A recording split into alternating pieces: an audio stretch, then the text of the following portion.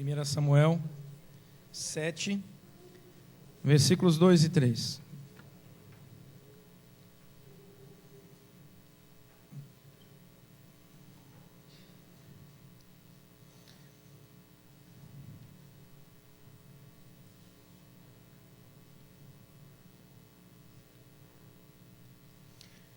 E o texto diz assim: sucedeu que desde aquele dia a arca ficou em Quiriate Jearim, e tantos dias se passaram que chegaram a 20 anos. E toda a casa de Israel dirigia lamentações ao Senhor.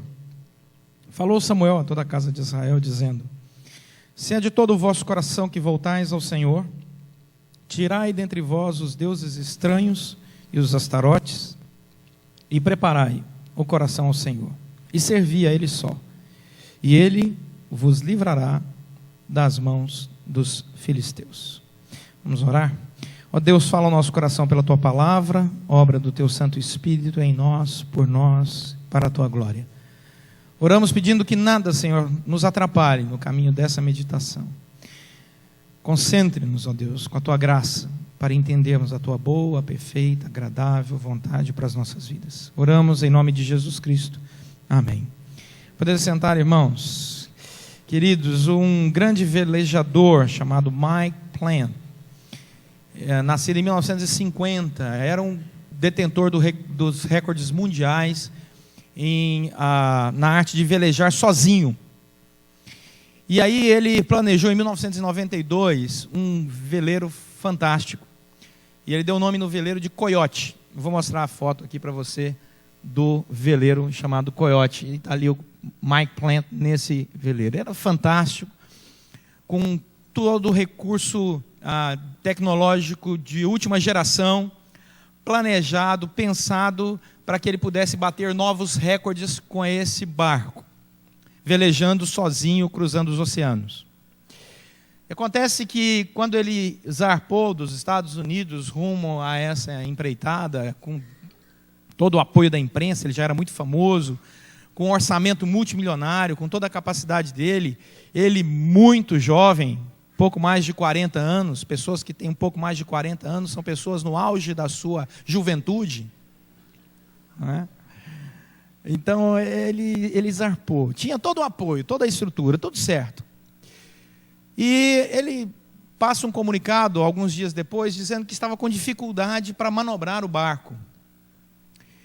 E depois não se comunica com mais ninguém. Dias e dias depois o barco é encontrado velejando sozinho, sem o seu velejador.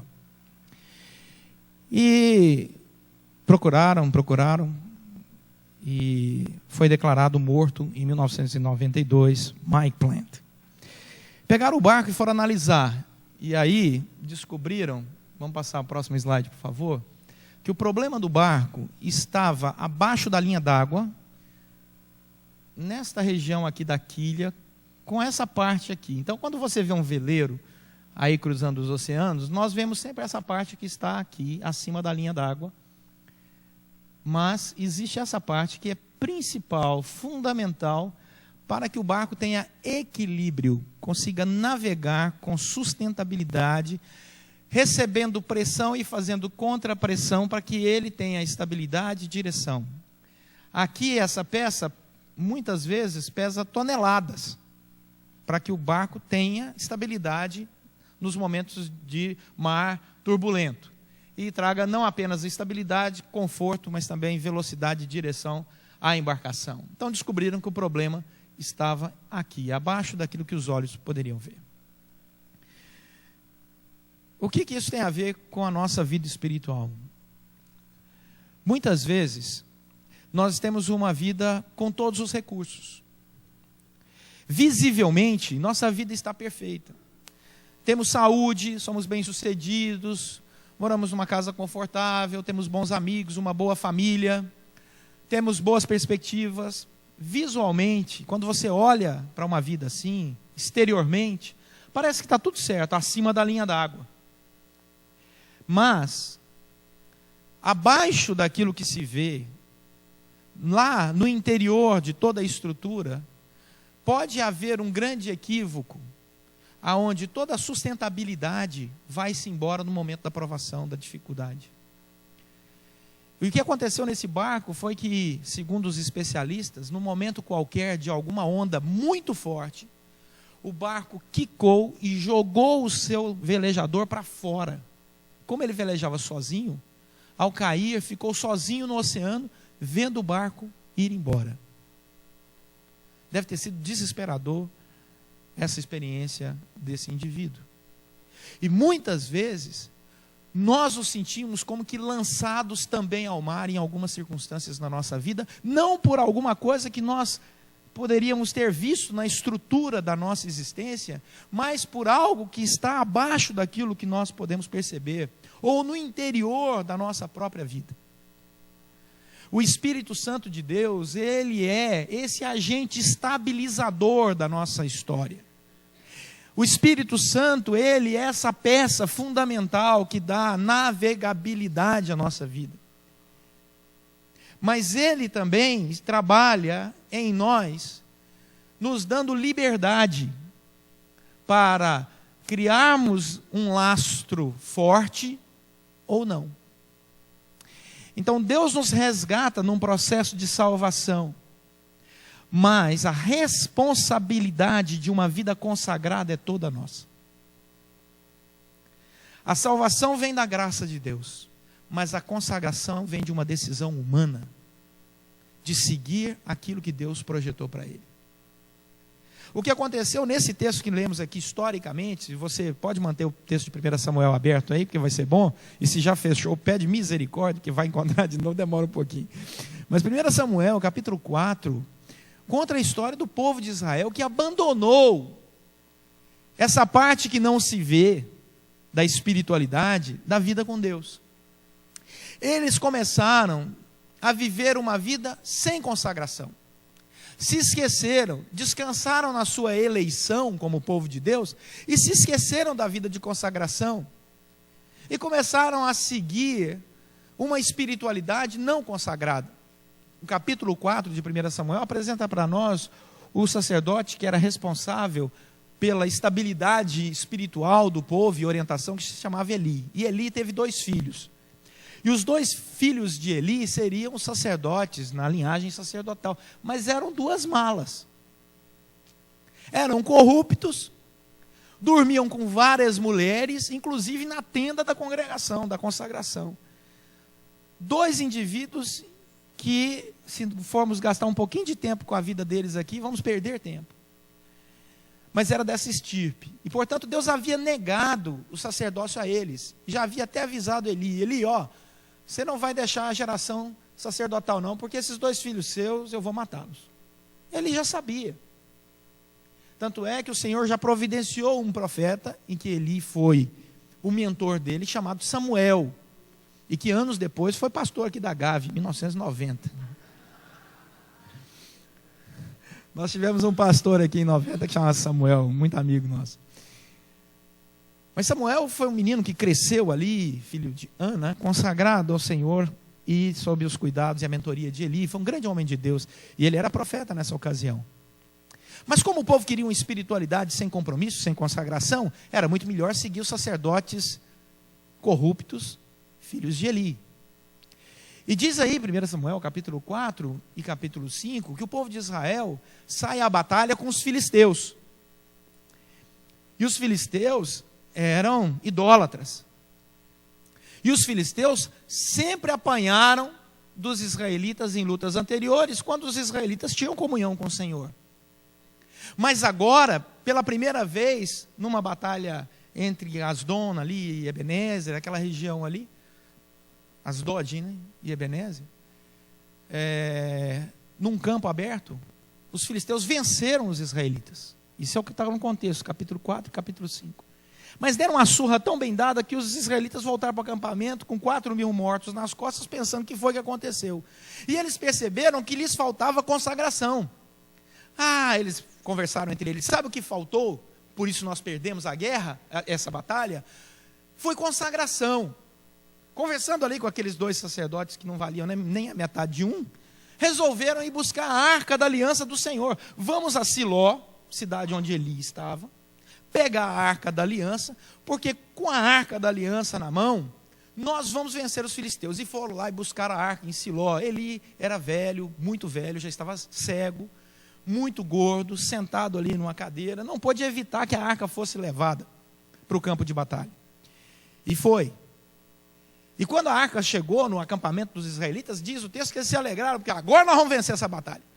Vamos arrebentar com os filisteus. E os filisteus até ficaram com medo quando ouviram o alvoroço lá no acampamento dos israelitas, porque agora o povo estava motivado a vencer a batalha.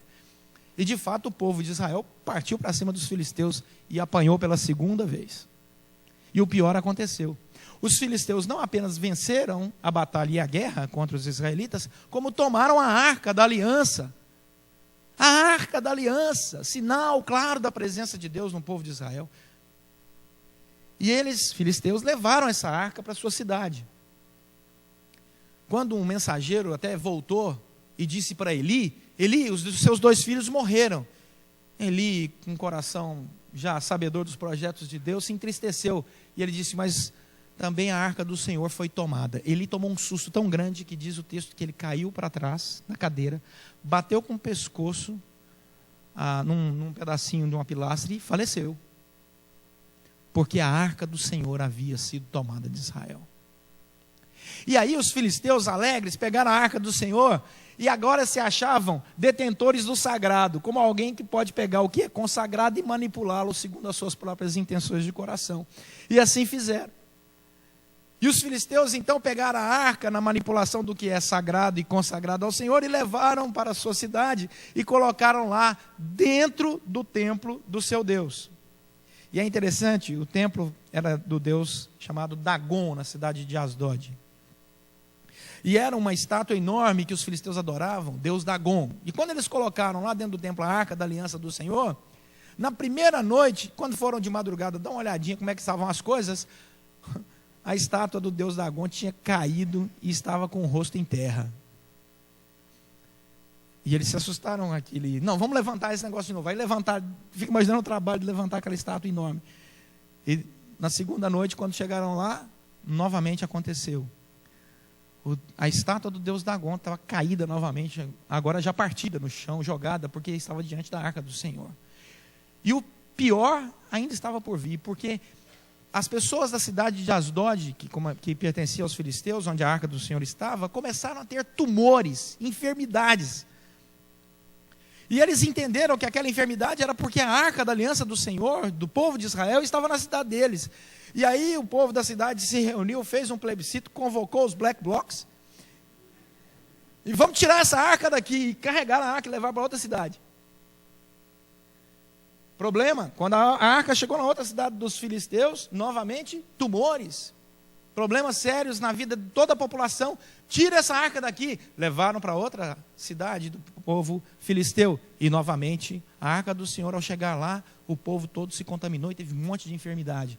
Reuniram-se então os conselheiros ali do parlamento e conversando numa comissão parlamentar, na CPI da arca, né? Decidiram fazer o seguinte: vamos mandar essa arca de volta para o povo de Israel. Pegaram animais novos, uma carruagem nova, colocaram a arca sem ninguém para dirigir, ninguém queria dirigir essa arca. E vamos soltar esses animais, porque o Deus deles vai guiar essa arca até eles. E de fato, os animais novos, que não sabiam o caminho, foram caminhando, trilhando até chegar na cidade do povo de Deus. Não apenas isso, colocaram ainda oferendas, né, ali em ouro, imitando ratos e tumores, em nome dos príncipes dos filisteus, para que o Deus dos cristãos aplacasse a sua ira, o Deus de Israel aplacasse a sua ira. Esse é o contexto, capítulo 4, 5, 6 e 7. É assim que se lê a Bíblia rapidamente. Aí o que acontece? O povo de Deus, ao receber aquela arca, fica muito feliz. E o capítulo 5 vai nos dizer que 7 meses a arca esteve longe do povo de Israel, no meio do povo filisteu. E o povo de Israel ficou tão feliz que quando a arca do Senhor chegou ali na cidade do povo de Deus, o povo de Deus reunido, Bet-Semes, fica tão feliz que abre a arca e, rompendo com toda a tradição do que é sagrado e consagrado, como alguém que já não liga mais para os decretos de Deus, mas apenas para o objeto que o representa, rompem com todo o padrão litúrgico, com toda a respeitabilidade, com todo o temor daquilo que é consagrado ao Senhor, como se pudessem também manipulá-lo de maneira assim, totalmente impudente. E o que acontece? Há uma mortandade no meio do povo de Israel. E o Senhor diz que manda a mortandade porque eles não respeitaram a arca da aliança do Senhor. Tiram a arca da aliança daquela cidade e levam para outra cidade do povo de Deus. E aí nós entramos agora no capítulo 7. E é nesse momento, no capítulo 7, que nós lemos que encontramos um povo em Kiriat Jearim. E passaram-se tantos dias que se chegaram a 20 anos. Aonde o povo de Deus, versículo 2, só lamentava. Porque na espiritualidade verdadeira, ou se consagra, ou se lamenta. E aí o texto vai dizer que por 20 anos o povo de Israel, com a arca na frente deles, a única expressão de culto que eles tinham era de lamento. Lamento, lamento, lamento. Tão longe eles estavam da palavra, da comunhão e da consagração com o Senhor. O que mais me impressiona é Samuel, calado esse tempo todo. Com certeza, em alguns momentos, ele deve ter tentado falar alguma coisa e não foi ouvido. E por 20 anos, a arca ali com o povo se lamentando. Porque haviam desprezado o que era consagrado. E aí Samuel faz um convite. Percebe que chegou um limite à lamentação do povo, e ele faz o convite. E o convite de Samuel não é apenas o convite para aquele povo de Israel, mas é para todos nós, e por isso a palavra do Senhor permanece diante de nós aberta até hoje. E o convite de Samuel é o convite da consagração. E Samuel faz o convite da consagração aí no versículo 3. E a primeira coisa que Samuel mostra para nós é que no convite que Deus nos faz da consagração, assim como fez para o povo de Israel, a consagração é uma decisão clara, é uma disposição para a mudança. Olha o que diz o versículo 3, o convite de Samuel. Se é de todo o vosso coração. Deus não usa a força para nos conduzir à consagração. Ele nos ama, Ele nos respeita. Deus nos convida à vida da consagração. Deus está sempre convidando o seu povo para sentar, dialogar com Ele, orar, falar e ouvi-lo através da sua palavra. Deus não é esse ser autoritário que diz assim, não, você vai ser consagrado do meu jeito, da minha forma. Não. Ele nos resgata por sua graça e nos convida em seu amor para vivermos uma vida consagrada. E foi isso que aconteceu aqui no texto em Samuel. E ele diz que consagração é essa disposição. Então, consagrar-se é separar-se para Deus numa real disposição de todo o coração a seguir aquilo que o Senhor preceitua. A palavra aqui, coração do hebraico, lebab, é a palavra que é usada para mente, coração, alma, espírito, disposição, consciência para discernir o certo e o errado. Deus não quer apenas uma parte de nós consagrada, como se nós pudéssemos consagrar o domingo, ou pudéssemos consagrar, e segunda-feira não, como pudéssemos consagrar, por exemplo, apenas o que eu como, e não o que eu canto. Não, o Senhor quer a consagração por inteiro. Não existe vida espiritual consagrada em parte. Ou se consagra uma vida ao Senhor de maneira completa, ou se experimenta lamento. E aí Samuel diz, então se vocês estão lamentando por 20 anos, eu quero fazer um convite para vocês que vem de Deus. Consagre-se, mas de todo o coração, e envolva-se mesmo com o Senhor. Para experimentar qual é a boa, perfeita, agradável vontade do Senhor. Quando um dia perguntaram para Jesus, escuta, qual é o maior dos mandamentos? Ele disse, amarás o Senhor teu Deus de todo o teu coração, de toda a tua alma e de todo o teu entendimento. E amarás o teu próximo como a ti mesmo. Não sobrou parte nenhuma, é tudo. Então a consagração tem que ser esse compromisso. E a segunda coisa que Samuel diz para nós aí no versículo 3, é que a consagração tem direção. Se é de todo o vosso coração, que voltais ao Senhor. Quer dizer, a consagração, ela não é apenas uma decisão, mas é decisão de rumo certo. Eu sei para onde eu quero ir, eu sei a quem estou consagrando, eu sei que existe um Deus, esse é o Deus único e verdadeiro, Senhor e detentor de todas as coisas, Ele reina soberanamente, Ele está no controle de toda a situação da minha vida. Portanto, a minha consagração não é um Deus qualquer, mas é o único Deus real e verdadeiro. Então eu volto para o Senhor, porque só existe um caminho, é Deus mesmo. Jesus falou isso em João 14,6. Eu sou o caminho, a verdade e a vida, e ninguém vem ao Pai senão por mim. Eu digo sempre que o que me chama a atenção nesse versículo é: vem. Ele não diz, eu sou o caminho, a verdade e a vida, ninguém vai ao Pai. Ele diz, ninguém vem ao Pai senão por mim, porque Ele e o Pai são um só. Então não existe a possibilidade de fuga. Apocalipse capítulo 2, quando a igreja está em crise, o Senhor diz assim: volta ao primeiro amor, arrepende-te e volta. Deus está sempre convidando, seja em Samuel, seja nos evangelhos, ou até no texto do Apocalipse. Volta, arrepende-te, volta. Essa é a disposição de Deus. Então a consagração, ela é essa intenção clara, essa decisão absoluta de tudo que nos compõe como ser humano, mente, coração, discernimento, consciência, de servir ao Senhor. Não é Astarote, Baalim, não é um Deus qualquer, não, do consumo, do materialismo, do egocentrismo, do hedonismo. Não, vou servir ao Senhor. Deus tem nome, eu sei quem Ele é. Terceira característica aqui desse versículo 3 é que para viver de maneira consagrada, nós devemos ter as atitudes corretas, tanto interior quanto exteriormente. Olha o que diz aí o versículo 3. Tira exteriormente, tirai dentre vós os deuses estranhos. Tirai.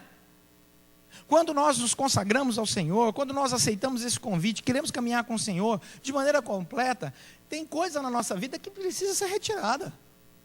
Que nós sabemos que desagrada a Deus, temos plena consciência disso, Deus nos deu a capacidade de raciocinar. É duro, é difícil, mas a gente se dispôs a consagrar, Deus nos deu força para isso, nós vamos conseguir. Porque não há aprovação acima das nossas forças. E esse caminho da consagração, ele é caminho de retirada, de limpeza espiritual, de coisas que entulham a nossa vida. A idolatria, ela entulha o indivíduo. Templos idólatras são entulhados. Templos do Senhor são sempre claros. Não é entulhado, não. A palavra do Senhor diz que aquele que aceita a palavra dele e vive nele é arejado internamente. Porque existem espaços ali onde o Senhor circula com a sua graça. Então é preciso, no processo de consagração, reconhecer que existem objetos, intenções, sentimentos, valores que são ídolos. E que mesmo um cristão pode incorrer no erro de ter um ídolo. Às vezes é o status, o nome, ou a sua própria espiritualidade que ele acha que é. E está bem longe de Deus, e assim por diante. Precisa ser retirado. E é preciso fazer uma outra coisa, é também olhar para dentro do coração, e retirar de dentro de nós os deuses que não pertencem à nossa realidade cultural. Está aí, deuses estranhos na sua tradução. No hebraico a palavra estranho é estrangeiro, porque a cultura do povo de Israel estava arraigada à sua fé. Para que o povo de Israel pudesse ser idólatra, ele não tinha que fazer nascer ou buscar nas suas raízes culturais um ídolo. Ele tinha que buscar no estrangeiro, porque Deus havia purificado a cultura daquele povo desde o seu nascedouro. Era povo desde o seu nascedouro, em que cultura e fé estavam intimamente costurados. Então, quando o povo de Israel ia ser idólatra, tinha que ir lá no vizinho, no estrangeiro, trazer um Deus estrangeiro para dentro da sua realidade cultural e de fé. Porque não pertencia à sua realidade. Assim como nós não fomos criados por Deus para sermos idólatras. qualquer idolatria no coração do cristão que queira se manifestar, ela foi copiada de alguma coisa de fora, e não do projeto primeiro de Deus para o nosso próprio ser. Daí, a consagração é esse diálogo de uma atitude correta, de no exterior jogar fora aquilo que estraga a minha consagração em vida com Deus, e interiormente me dedicar de maneira completa ao Senhor. A palavra preparai, olha o que diz o texto aí: tirai dentre vós os deuses estranhos e os astarotes, e preparai o vosso coração ao Senhor. Essa palavra no hebraico preparar é: tome uma decisão legítima pela sustentabilidade que não vacila. Essa é a tradução da palavra. Preparar é tomar uma decisão de que eu vou edificar uma coisa que não vai vacilar. Quando um construtor constrói uma casa, um engenheiro, ele pode construir essa casa com péssimo material, e ela pode cair. Nós já vimos tristes histórias no Brasil de prédios desabando por mau uso de material na construção. O engenheiro pode fazer um cálculo para que, com o mínimo necessário, ela seja estável e boa, mas também ele pode construir um bunker. Ele pode construir uma coisa tão bem preparada, tão bem edificada, que jamais aquilo ali vai desabar. Eu fui pastor numa igreja em que o engenheiro construiu uma cozinha que, se tivesse uma guerra nuclear, eu ia para lá. Tamanha era a estrutura e o número de pilastras de concreto, de vigas enormes que ele tinha colocado ali. Graças a Deus nunca trincou, está lá servindo o Senhor, louvado seja Deus. Foi só uma disposição: eu vou edificar uma coisa que não vacila, eu vou construir alguma coisa que não perde a sua sustentabilidade. Essa é a minha decisão pela consagração. E em último lugar, versículo 3 vai dizer que o caminho da consagração é o caminho do serviço, porque não existe consagração sem servir. Não existe. Qualquer proposta de espiritualidade sem serviço, sem compromisso, sem relação com o Senhor, ela é falsa. Deus não nos chamou para sermos os consumidores da fé. Deus nos chamou para sermos adoradores em espírito e em verdade, membros de um corpo. E um membro de um corpo saudável, ele está em plena atividade. E aí o Senhor distribuiu diferentes dons à igreja, para que ela pudesse servir a Ele, olha o que diz o texto, e a Ele só. Não é a Deus e a nós. A Ele e a Ele só. Exclusividade total. E aí nós percebemos muitas vezes que Deus não nos deu nas mãos o gerenciamento de grandes coisas à luz do olhar humano, mas nos deu o gerenciamento de grandes coisas à luz do seu próprio olhar. Existem pessoas que têm ministérios abençoadíssimos na igreja que ninguém sabe que é o ministério de oração, ou de misericórdia, ou de ajuda, ou o dom do socorro. Esses não têm muito ibope. Ninguém ora pedindo o dom da contribuição. Ora: Senhor, me abençoa, Senhor, eu quero ter o dom da contribuição. Senhor, eu quero ter um dom da contribuição, que o que eu tiver na minha carteira eu quero dar. Não. Mas você vê muita gente orando: Senhor, eu quero ter o dom de línguas. Senhor, eu quero ter o dom da profecia. Senhor, eu quero ter o dom dos milagres. Senhor, eu quero ter o dom da cura. Mas eu nunca fui convidado para uma reunião de oração onde as pessoas iam pedir o dom da contribuição, que existe. Você pode achar que não, existe. Ou o dom da misericórdia. Porque existe a possibilidade de se criar um caminho idólatra até tentando ser espiritual. Jesus falou que algumas pessoas gostavam de orar nas praças para serem vistos pelos homens. Mas que a oração que realmente se relacionava com Deus é no quarto, com a porta trancada. Porque lá, na sua individualidade, no quieto do seu quarto, ou você é de fato cristão ou não é. Simples assim. E consagração se manifesta ali naquele momento. Então, servir a Ele e a Ele só. O primeiro mandamento do decálogo é: não terás outros deuses diante de mim. Efésios capítulo 6 diz que quando você é filho, você tem que obedecer aos seus pais como ao Senhor. Quando você é pai, você não pode instigar os seus filhos à ira, porque você está servindo ao Senhor. Quando você é patrão, diz Efésios 6, você tem que ser um bom patrão, como servindo ao Senhor. Quando você é funcionário, você tem que ser um bom funcionário, não como servindo a homens, Efésios 6, 7, mas como servindo ao Senhor. Isso é consagração. Isso é consagração. E o resultado da consagração é vitória. O texto vai garantir isso. O texto diz no finalzinho do versículo 3, servi a ele só, e ele vos livrará das mãos dos filisteus. Mas sobre vitória, eu vou pregar hoje à noite. Isso aqui é propaganda bem feita. Não é? É porque o texto dá continuidade. Daí, fica a pergunta que não quer calar. Tá bom, pastor, você falou, mas o quê? Que eu levo para casa? Eu quero que você volte à imagem daquele barco do Mike Plant. O problema daquele barco que jogou o seu velejador cheio de honrarias, uma pessoa muito bem sucedida, para fora dele, a ponto de perder a sua vida, foi que havia um problema onde ninguém podia ver com seus próprios olhos.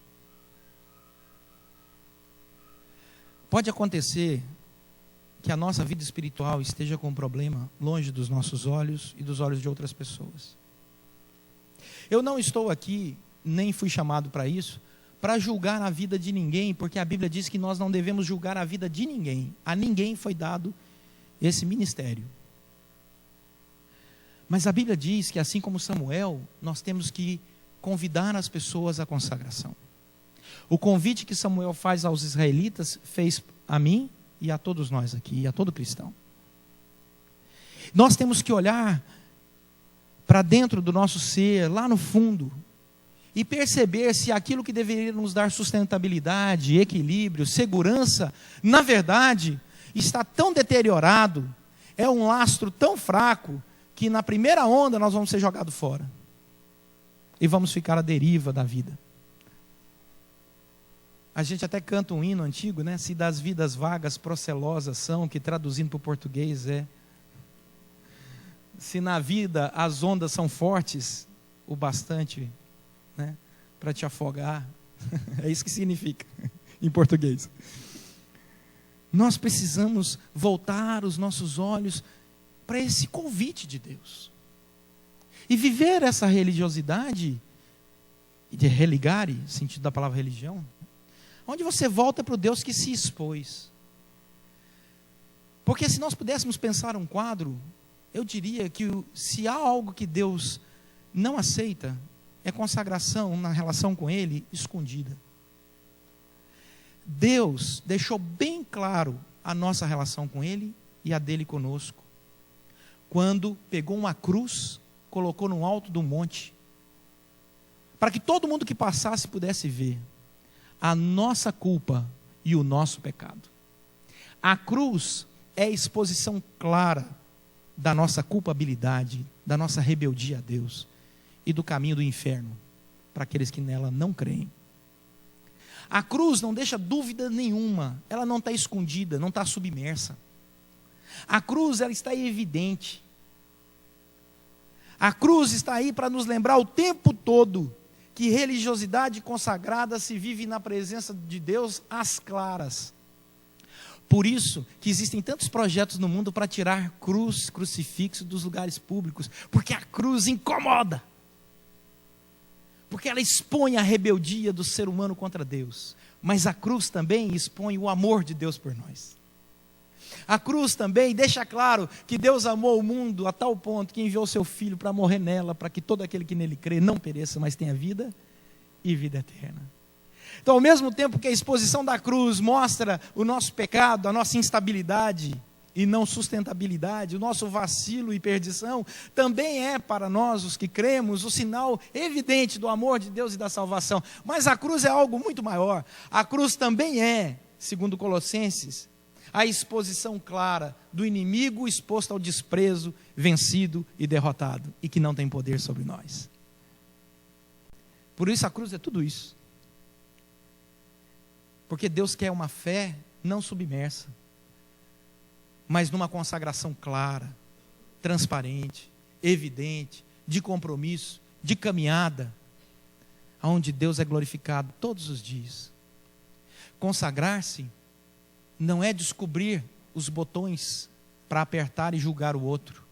Consagrar-se é descobrir o momento em que o joelho deve se dobrar e a boca deve encontrar o pó, dizendo: Senhor, tem compaixão de mim, tem compaixão de mim, tem compaixão de mim, porque sou pecador. Isso é consagração. O que o mundo precisa? Homens e mulheres de Deus consagrados. Luz que vai brilhar no meio das trevas, sal que vai preservar no mundo que já perdeu suas referências. Que Deus nos conduza assim. Amém? Vamos orar.